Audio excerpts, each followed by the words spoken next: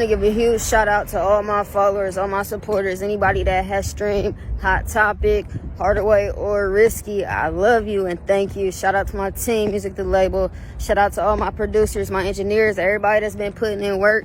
We had 500,000 views on YouTube. 3 videos in, all 3 videos got 100K and up, and I'm finna drop again. Police work to figure out who shot a local rapper on the city's east side just yesterday. Investigators say someone fired a number of shots at 26-year-old Courtney Bruce while she was sitting in a car with a man on Dort Place. NBC4's Alan Henry joins us now live from the newsroom. Alan, you talked to some of her friends that are, of course, mourning her death today. That's right, Brett. Not just friends, but also fans. Courtney Bruce was a local rapper who was just starting to make a serious mark on the music industry. Now, those who knew her are also mourning the loss of her potential to change the world. Hey, what's good, Columbus? It's your girl, Boog The Bandit. I'm chilling with your boy, DJ IQ. On the airwaves of 106.7, Courtney Bruce was known as Boog The Bandit. Her music, you know, she wanted to use her platform for good, and that spoke on her character. You know, every time I saw her, it was good energy. DJ IQ says he was with Bruce Wednesday afternoon, talking about her future plans in the industry. She played us every song she had, even the songs nobody heard. They were great. Pop music, reggae, hip hop, she had everything. And she was just preparing, you know, for her blow up. A day later, I get a call. According to Columbus police, Bruce was fatally shot by a group of armed men during an attempted robbery, becoming the city's 75th homicide this year. And the fact that we're already at 75 is tragic. And the fact that we have so many, it's really hard sometimes to keep track of. These are actually people that have families and loved ones behind them. Columbus police have stepped up staffing in the homicide division, but say they can only do so much. The real solution, they say, has to be a community one. Wrong time, wrong place, but we gotta stop. This is crazy. We're killing each other way too much. This is a pandemic right here. So 80% of our homicide victims and suspects are typically young black men. And being a black man myself, this offends me incredibly. And if it does not offend you as a black person in this community and you don't find a way to passionately figure out how we can reduce it, you are also part of the problem. Columbus police have not publicly named any suspects in the shooting death of Bruce. The case at this time remains open and under investigation. Local for you in the newsroom, Alan Henry, NBC4. She wasn't perfect, but she was on her way. On May 20th, 2021, the dream of a 26-year-old Columbus rapper ended with a single gunshot. Her name was Courtney Bruce, but the world was just died in a car, ambushed in a setup that took everything from her in an instant. Courtney was lured into a trap she never saw coming. 3 young men, armed and ready, cornered her with guns. $13,000 stolen, a single bullet fired, and a promising life gone forever. Her mother would later stand in a courtroom, broken, demanding answers no one could give her. She asked the question that still echoes today. Why do they get to live their life and my baby don't? This was more than just a robbery. More than just another statistic in Columbus's rising wave of violent crime. This was betrayal, greed, and a young woman's future destroyed before it ever truly began. Tonight, we uncover the story behind Boog the Bandit's murder. How did a rising star with so much promise walk straight into a setup? And why did her life end in such brutal betrayal? She was chasing her dream until someone decided to steal it. Why was Boog the Bandit killed? Let's find out. Welcome to Twisted Crimes Files, where the darkest truths come to light. Stay with us for chilling stories you won't forget, and be sure to subscribe so you never miss a case.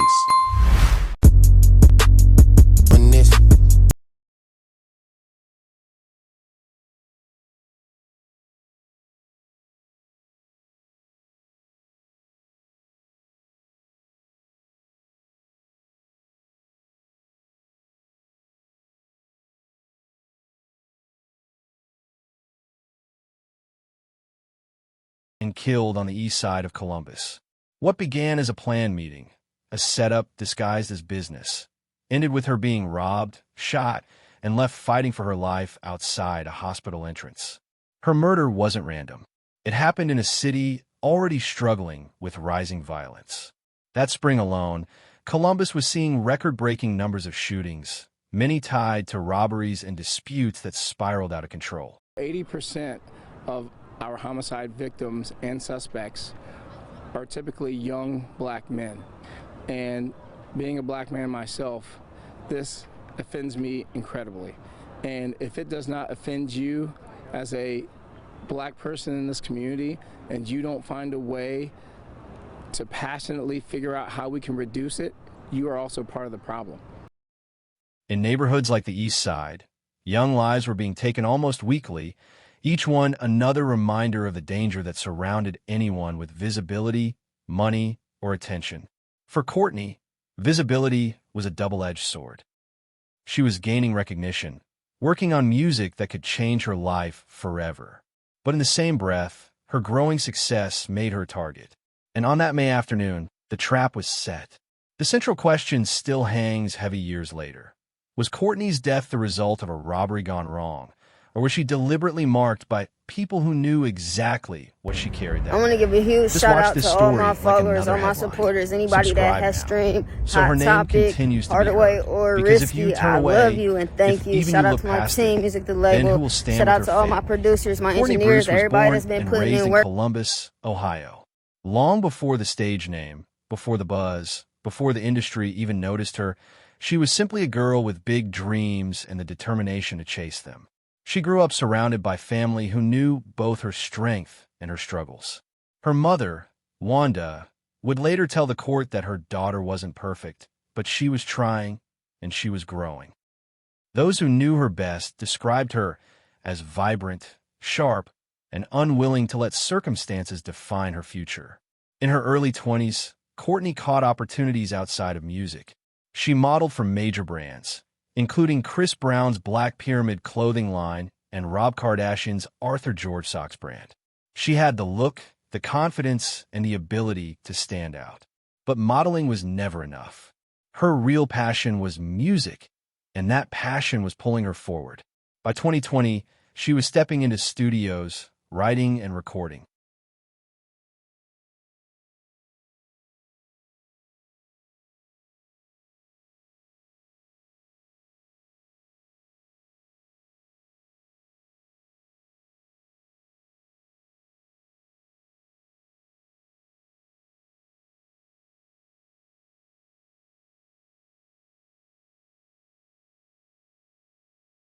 On Instagram, she cultivated a persona that was bold and defiant. A woman embracing her own identity as the bandit. She posted photos dripping with confidence, videos of her music, and snapshots of a lifestyle that hinted at ambition to make a far serious bigger mark than on the the streets music she industry. came Now, from. those who To knew many, her are also she looked like the mourning next loss big of her name. potential But behind to that change the public world. image was a daughter who still checked in with her family, an aunt who still laughed with her nieces, and a woman who dreamed of not only changing her own life, but lifting her mother's life with her. Her aunt, Sharon Richardson, would later say that Courtney was making it out of the hood, and that her plan was to carry her family with her when she did. It wasn't just about the fame. It was about finally breaking the cycle. Courtney's life was not only defined by her career, but also by the relationships that surrounded her.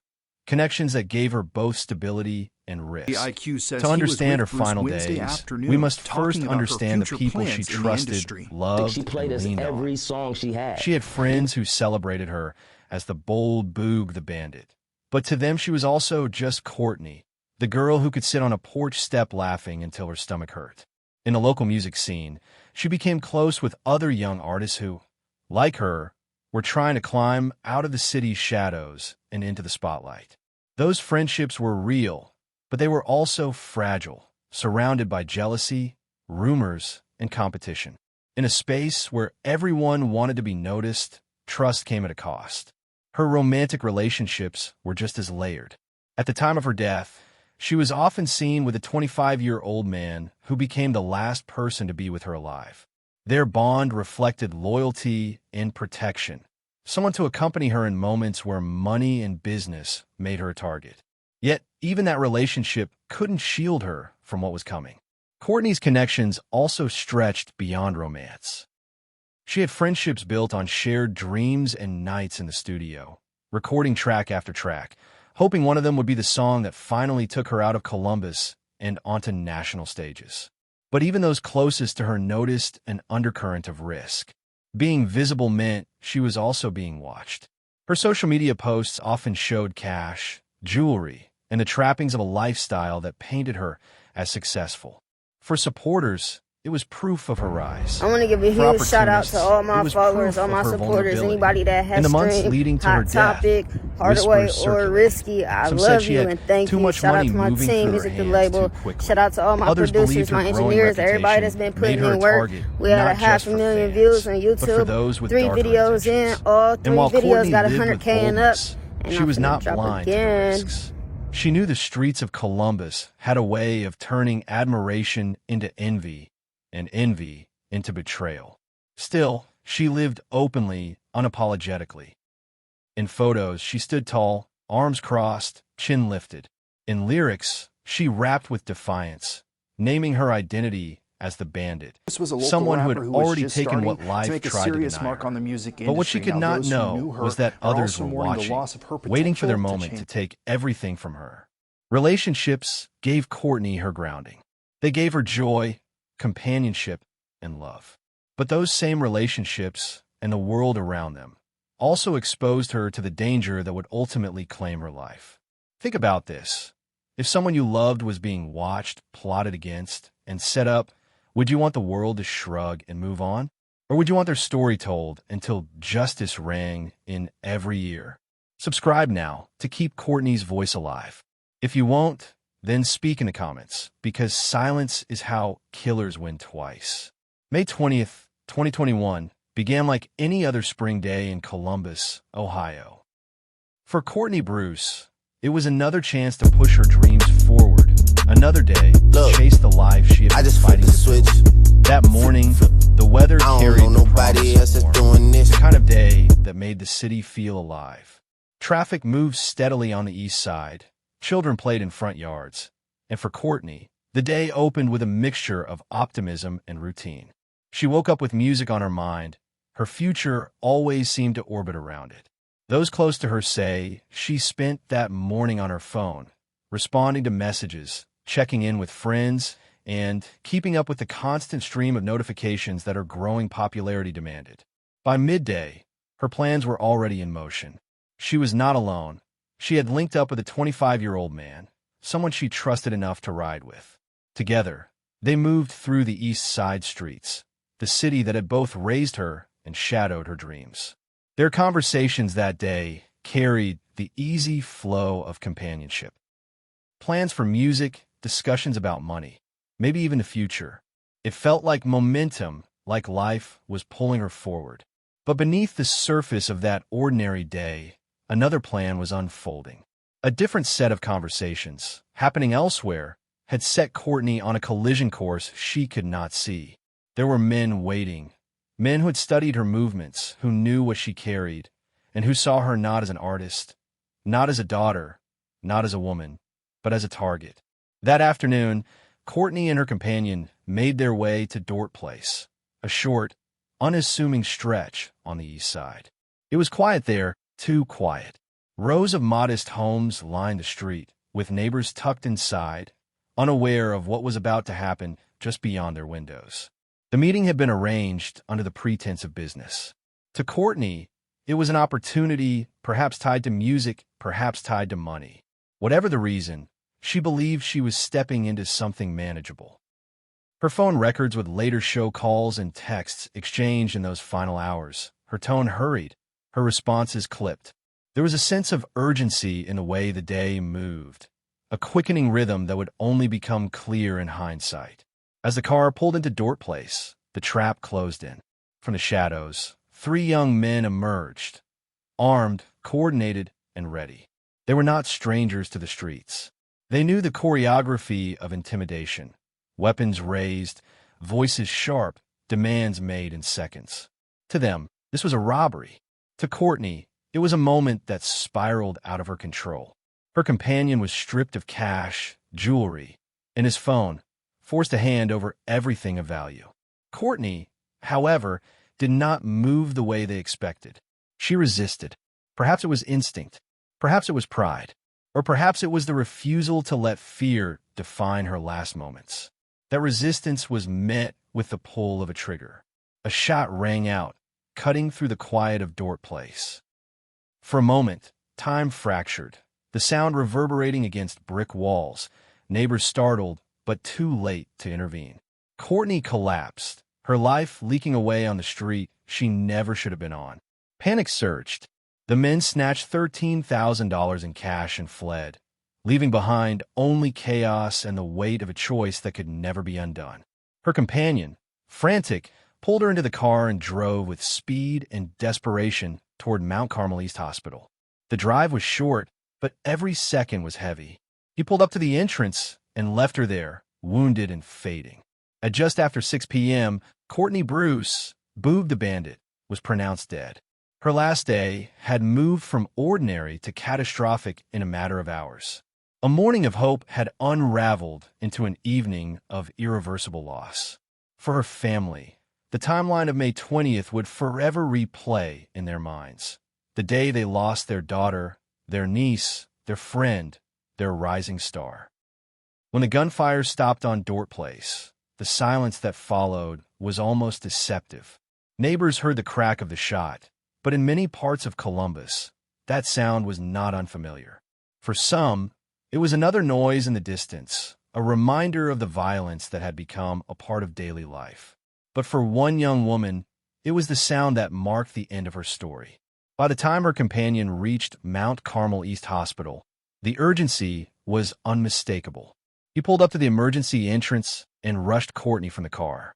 Her body was limp, her breath shallow, blood seeping through fabric that had once carried the image of a rising star. Staff members rushed to meet them, the automatic doors sliding open into a world of fluorescent light and sterile urgency. Courtney was carried inside, doctors and nurses immediately surrounding her.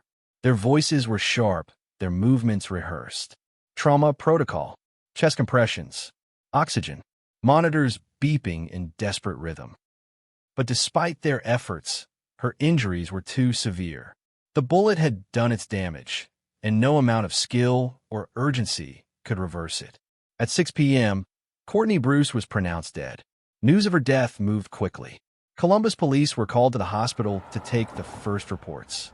Detectives were dispatched to Dort Place, where yellow tape soon cordoned off the but say street. they can Officers only do moved so slowly, much. The real solution, photographing they say, shell casings, marking the pavement with evidence cones, and canvassing the area for witnesses. The car she had been in was towed away for examination, every surface swabbed and documented. Detectives walked door to door, knocking gently, asking neighbors what they had seen or heard. Some admitted they had looked out their windows after the gunfire, glimpsing shadows running through the street. Others said they stayed inside, too afraid to step out. Fear was as much a part of the neighborhood as the crime itself. Court records would later reveal that the attackers approached with a calculated plan. They were armed, coordinated, and confident. The robbery was carried out swiftly, the shooting triggered by resistance they had not anticipated. Meanwhile, at the hospital, Courtney's family was notified. Her mother, Wanda, arrived in disbelief, facing the kind of devastation that has no preparation. To see her daughter's name on a death report, to be told that her only child would never return home, it was a blow that would forever alter her life. By nightfall, the story began to spread across Columbus. Local news outlets broke into evening broadcasts. Aspiring rapper Boog the Bandit shot and killed on the east side. Social media erupted. Friends posted shock and disbelief, sharing old photos, her music links, and the caption that would echo through the community, "Rest in peace, Boog." For the police, the discovery of the crime scene was only the beginning. They had a body, a timeline, and a trail that pointed toward robbery. But the question loomed: who had set this in motion, and why did it have to end with her death? The discovery of Courtney Bruce's death set into motion an investigation that would stretch across months, pulling detectives deep into the undercurrent of Columbus's east side. The first hours were crucial. Detectives reconstructed the sequence of events on Dort Place. They examined the shell casing left behind, the trajectory of the bullet, and the bloodstains near the car where Courtney had been ambushed. Forensic analysts cataloged every piece of evidence, knowing that even the smallest detail could draw a line from the crime scene to the men who pulled the trigger. Witness interviews began immediately. Some neighbors admitted hearing the single shot echo through the street, but confessed they were too frightened to leave their homes. Others mentioned seeing figures running toward waiting cars, their outlines blurred in the fading daylight. Fear of retaliation kept many from saying more, but even fragmented accounts gave investigators something to build on. Courtney's companion provided critical information. He described how the ambush unfolded. 3 men, armed, shouting demands. He told detectives about the cash and jewelry taken, about the moment Courtney resisted, and about the shot that ended her life. His account helped detectives understand that this was not a random act of violence. According to Columbus It was a police, targeted Bruce was robbery. fatally shot by a Phone group of records armed men and during an social attempted media robbery, became the becoming next layer of city's evidence. 75th homicide. Detectives pulled data from Courtney's devices, tracing calls and messages leading up to the meeting. What emerged was a chilling pattern, a lure. Someone had set up the encounter, framing it as business, possibly tied to music or money. Behind that lure was the name of a young man, Kyson Murphy. Murphy's connection to Courtney placed him at the center of suspicion. Detectives theorized that he orchestrated the meeting, using familiarity to lower her guard. Once she arrived, his accomplices, later identified as Sincere McIntyre and Jumada Williams, executed the robbery. But motive is always the anchor of any investigation. Why target Courtney? Why risk everything for one robbery? Theories began to form. The first was greed. Courtney had money, cash she carried with her that day, money that could make her a prime target. $13,000 in plain sight was more than enough to motivate young men already living on the edge of desperation. The second theory was envy. In a city where rising artists often drew as much resentment as admiration, Courtney's growing visibility may have painted a target on her back. Social media, with its photos of jewelry and confidence, only amplified that perception. To some, she was proof that someone from their streets could rise. To others, she was someone to be cut down before she got too far. The third theory lingered in the background: betrayal. Was she targeted because of what she carried, or because of who she trusted? The fact that Murphy had set up the meeting raised the possibility that her death was not simply a robbery gone wrong, but a trap deliberately designed to end with her loss. Investigators weighed these theories carefully. The evidence pointed to robbery as the central motive, but the undercurrents of jealousy and betrayal could not be ignored. Each arrest, each confession would eventually bring the story into focus, but in those early days, the case carried more questions than answers. When the news of Courtney Bruce's death reached her family, it tore a hole in their world that could never be repaired. Her mother, Wanda, received the kind of phone call every parent dreads, the words that freeze the body and steal the air from the room. In the weeks that followed, grief became her constant companion.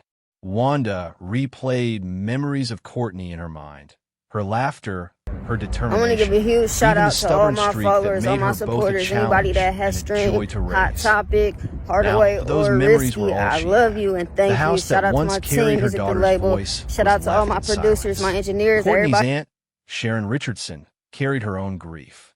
She remembered the young woman who once sat at her kitchen table, talking about music, talking about how one day she would take care of her family. Sharon had believed her because Courtney had never been the kind to dream small. To Sharon, her niece was on the cusp of something bigger, something life-changing. In court, she would tell the judge she was making it out of the hood. She planned to change her life and her mother's life. When the case reached the courtroom, Wanda stood before the young man who had taken her daughter's life. She was not polished in her grief. She was raw, unfiltered, trembling as she spoke. She told the judge that she wanted harsher punishment, that she wished for an old-fashioned hanging. Her voice broke as she asked the question that no parent should ever have to ask. Why do they get to live their life and my baby don't? The gallery was filled that day. On one side sat supporters of the defendants, young faces, family members, friends who shouted encouragement to them even as they were sentenced. On the other side, only a small handful stood for Courtney, her mother, her aunt, a few loved ones who came to bear witness to the moment justice was spoken aloud. The imbalance was striking. For Wanda, it felt like her daughter had been silenced twice, once by the gunshot and again by the absence of a crowd to stand for her. Yet still she spoke. Her words carried the weight of a mother's pain, a pain that demanded to be heard even if the courtroom did not want to sit with it. Both McIntyre and Williams apologized, their voices low, their words falling into the air like fragile offerings. But apologies could not bring Courtney back. For Wanda, for Sharon, for the few who sat on their side of the gallery, the loss remained absolute. At night, after the hearings ended and the courtroom lights dimmed, Wanda carried her grief back home. She faced empty rooms, unopened messages from people who still couldn't believe Courtney was gone, and the unbearable knowledge that the music her daughter had started would never be finished. Her words in that courtroom remain the most haunting testament to the cost of violence. A mother asking why the world allows her daughter's killers to continue breathing while her child lies buried in the ground. By the time the case reached trial, the weight of evidence against the three young men was undeniable. Prosecutors had pieced together the chain of events: the lures set by Kyson Murphy, the ambush carried out by Sincere McIntyre and Jumada Williams, and the fatal shot that ended Courtney's life. But instead of a full trial, plea deals reshaped the course of justice. On the morning the proceedings were set to begin, the young men stood before Judge Jumada Page in Franklin County Common Pleas Court and admitted their roles in Courtney's death. First was Sincere McIntyre, just 17 at the time of the shooting. Though still a teenager then, he was tried as an adult. He pleaded guilty to murder. When asked by the judge if he understood what he was admitting to, he answered quietly.